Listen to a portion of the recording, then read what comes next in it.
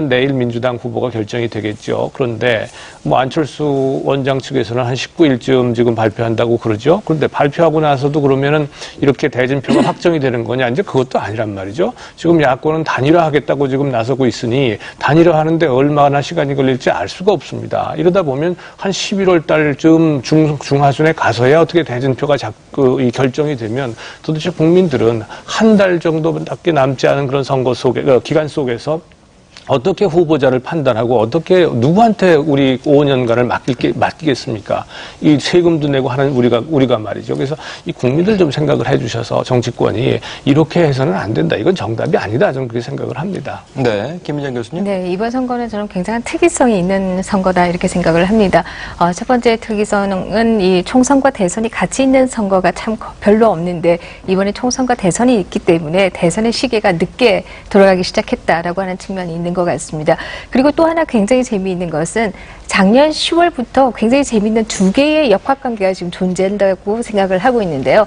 하나는 바로 여야 간에 있어서의 대결 구도가 존재를 하고 있고 또 다른 하나는 정치권과 시민사회 간에 있어서의 긴장과 대결 관계가 있지 않는가 이렇게 생각을 하고 있습니다.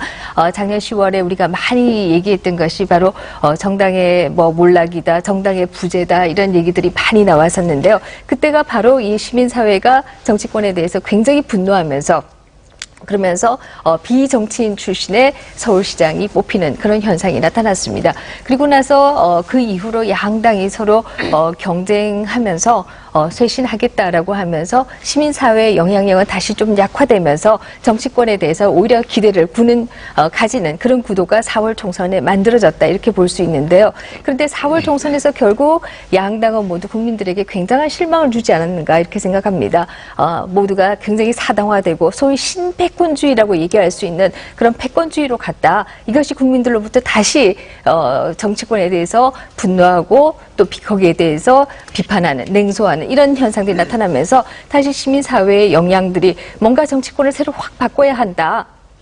이런 분위기들이 만들어지고 있는 것이 아닌가 이렇게 생각을 하는데요. 제가 이건 그냥 제 생각을 얘기 드리는 것이 아니라 무당파가 그동안에 어떻게 움직여 왔는가라고 하는 걸 보면 이 그림을 볼 수가 있는데요. 사실 작년 10월 서울시장 선거가 있을 그 당시만 해도 무당파가 40%대로 이렇게 늘어났습니다. 물론 여론조사에 따라서 조금씩의 차이는 있습니다만 어쨌든 무당파가 최고의 당파다, 최다의 당파다 이런 얘기가 나왔었는데요.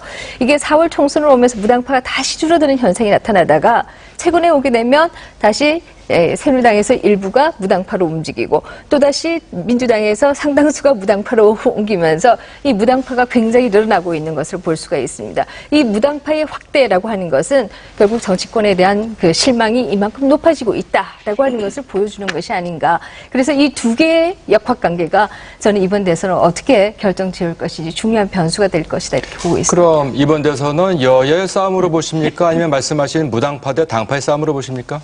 두 가지가 복합적으로 저는 움직이고 있다 이렇게 보고 있습니다. 한편에 있어서는 여야의 대결이 있지만 또 다른 한편에 있어서는 바로 이 시민사회와 정치권에 있어서의 긴장관계라고 하는 것이 존재하고 있고 최근의 무당파의 증가 현상은 바로 이 시민사회가 정치권에 대해서 얼마나 실망하고 있는가라고 하는 것을 보여주는 것이다 이렇게 생각합니다. 예, 어떻습니까? 토론해볼까요? 일정 부분 일리가 있는 그런 부분은 있는데요. 근데 아무래도 보면은 이제 지금 안철수 현상이라고 하는 것 자체가 많은 국민들이 정치권에 실망해서 나오는 것도 있지만, 거의 1년여 가까이를 본인의 입장을 밝히지 않고 아직 지금 대선에 나올지 안 나올지를 계속 말씀을 안 하고 계시는 거 아닙니까? 최근에 그래서 그 극도의 피로감 때문에 안철수 후보에 대한 지지율이 다시 빠지고 있다는 것도 좀 감안을 해야 되지 않을까 생각합니다. 이게 그렇게 12월 19일 선거까지 과연 그 무당파들이 이대로 갈 것 같지는 않습니다.